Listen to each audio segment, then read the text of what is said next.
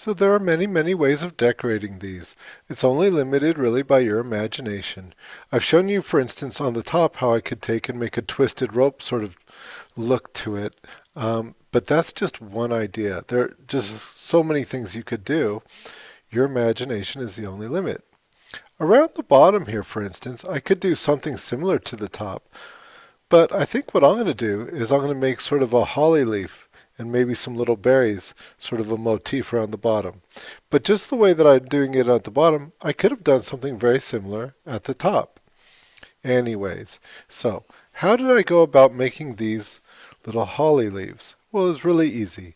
So all I did was take and roll out a piece of clay, very, very thin, as you can see.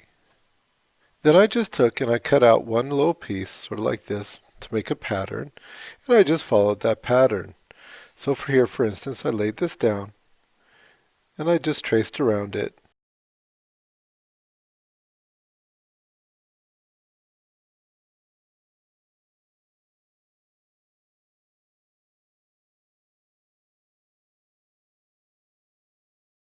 After I traced around it, I just kind of cut it out. Once it was cut out, very important here, was not leaving it all fat like that, because this clay was rolled out pretty thin, but when you see it from the side like this, it's pretty thick. So what I did is I just went ahead and I pinched the edges, just smoothing those off. Then what I did is I went ahead and I just creased it a little bit down the center. The holly leaves are kind of fluted like this. In other words, they come in like that. So I just bent those in a little bit. Once again, observing nature, that's so important.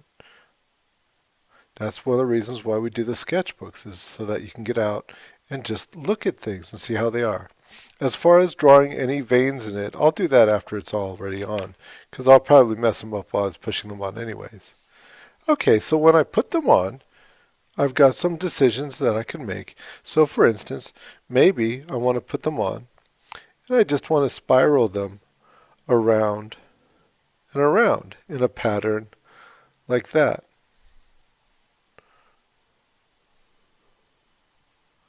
Or maybe, on the other hand, I'd like to have them contrasting each other. So for instance, I could have it here, and one here, and then just curl up some little pieces of clay and use those as the holly berries. When you attach, of course, you're going to go ahead and score it. But you know that by now.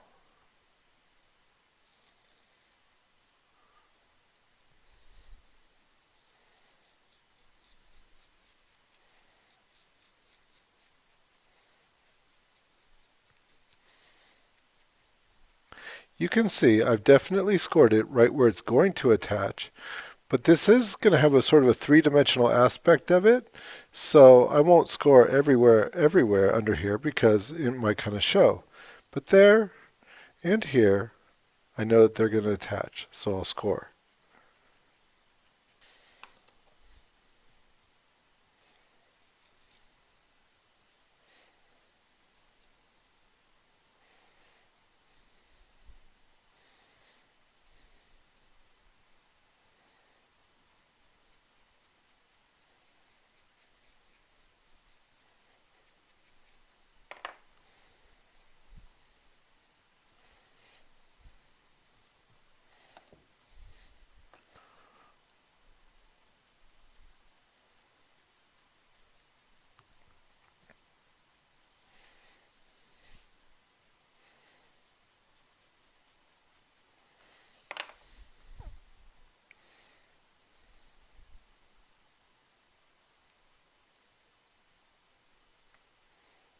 Here you can see it was kind of clumsy to get my fingers in there, but I can use the edge of this pencil as a tool and put pressure right where I want it to be.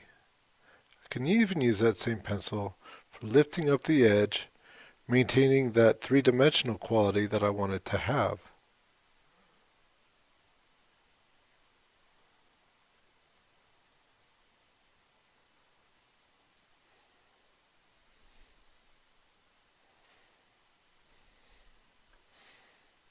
Alright, so working on this, with these leaves on this side, putting leaves on the other side here, it's a little difficult because this is hollow right in here, and this clay is still kind of soft. There might be a way of putting something round in here, let's say a paint bottle or some such thing like that. Here, for instance, my thermos here. And that will help as far as holding this part more rigid.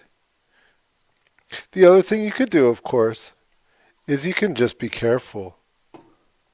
So, being an artist, you have to develop something of a touch. So here, what I'll do, just holding it very gently in my hands, and you see how my hand is open, so it's covering the most surface area on the clay possible. So it's distributing the weight of the clay around my hand here and avoiding the leaves that are on the back. Early on I talked about having a relationship with the clay, and that's really what it comes down to. You have to learn to treat it, well, very carefully. Anywho, here's my other leaf here.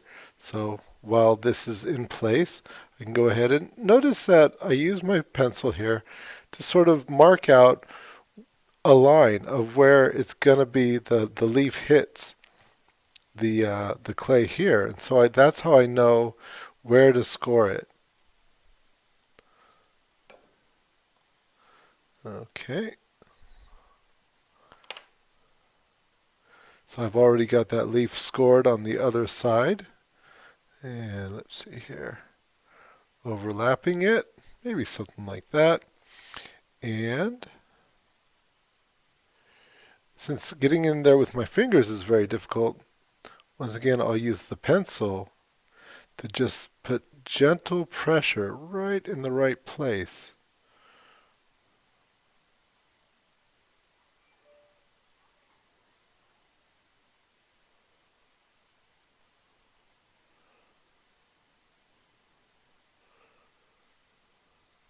Now I've got a little bit of a crack opening up right here, and from time to time things will happen like that.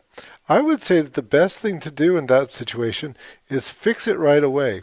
So here I've got this paintbrush. It's just a stiff paintbrush, and I was using it before to fill in around here, and also I used it to smooth out any little cracks or inconsistencies that were on my twist braid here.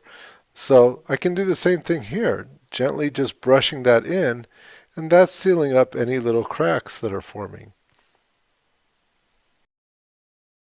Okay, after the end of any operation like that, you should look at it from the top directly down and see, did it maintain its roundness? Does it need to be tweaked in any way? Because it might have gotten a little bit mushed or smushed to one side or the other.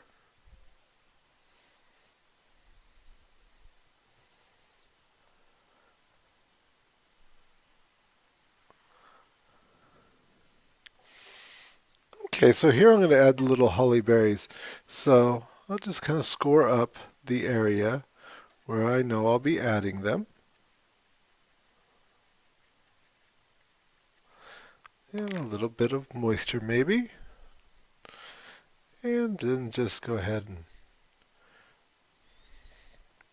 putting a little bunch of those guys. See, by scoring, I don't have to worry too much about them sticking. I can give them firm, even pressure without having to really just mush them down. That's because it's scored. If I was to add a berry on top for more texture, I'd probably just get in there, kind of mess it up once again before placing this one in there. There we go. Now the thing is that it's looking pretty done, but there might be some edges that just need to be cleaned up here and there and just made right, because you want to look for all those little things, to make the best craftsmanship that you can. Little areas like here I might think about, is there anything more that I want to do here, or is that just fine smooth? Okay, let's take a look at another way of going about it. Here's this other one that I'd done, very similar. See, so once again, the basic cylinder looks a lot alike, and that's where the decoration really comes in. Once again, I've done this rope motif on the top, but please, maybe come up with some better ideas than that, because I get bored seeing the same thing over and over.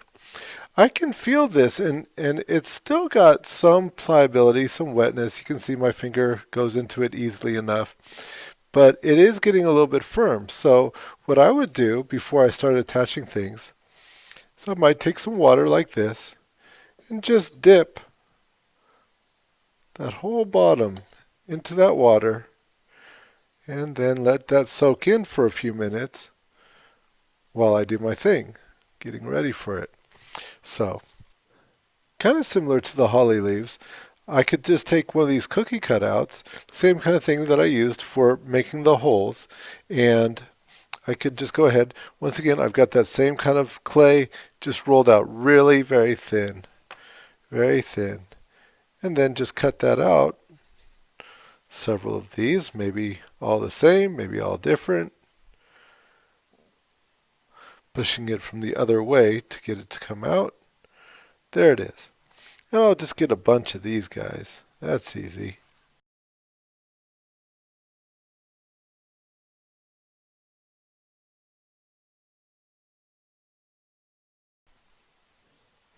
And so what I'll do with this is I'm just going to take this and I'll just put these guys around here.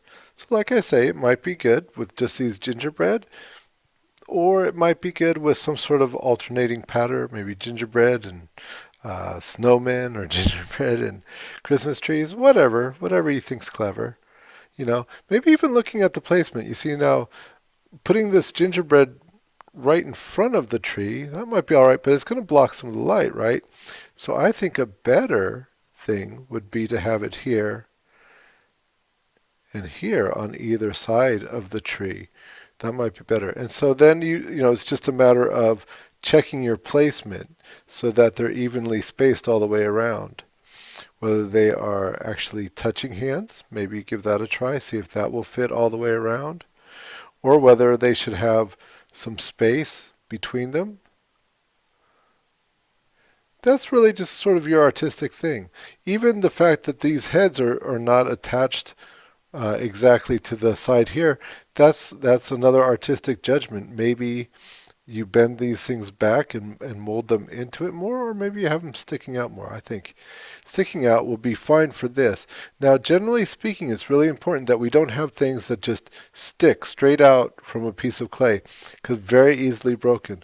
But this, being a compact shape that is close in to this, something that would be probably considered kind of fragile anyways, this is not a dish, I think that would probably be okay right there. Okay, so let's see here. I think something about that distance right there. And once again, if I was doing this for real, I would check it. Maybe one way of checking it would be to go and just try it right from the bottom. Let's see here. So here, straight across. Okay, and so here, straight across. And then here, straight across. And do we get one more? It looks like we do. So I could get this many. What? 1, 2, 3, 4, 5, 6, 7, 8 all the way around. So I'll need to cut out a few more.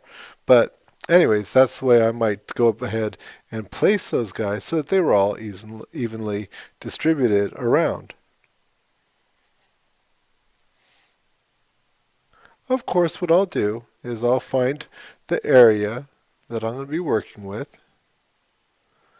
making just a couple little marks there, and well, you know it, scoring, so important.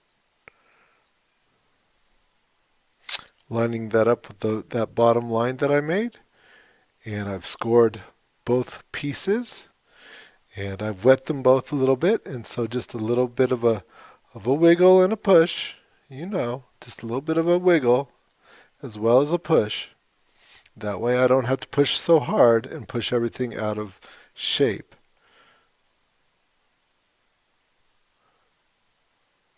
All right, so here it is with the gingerbread all done. And I chose to sort of push in the heads just a little bit.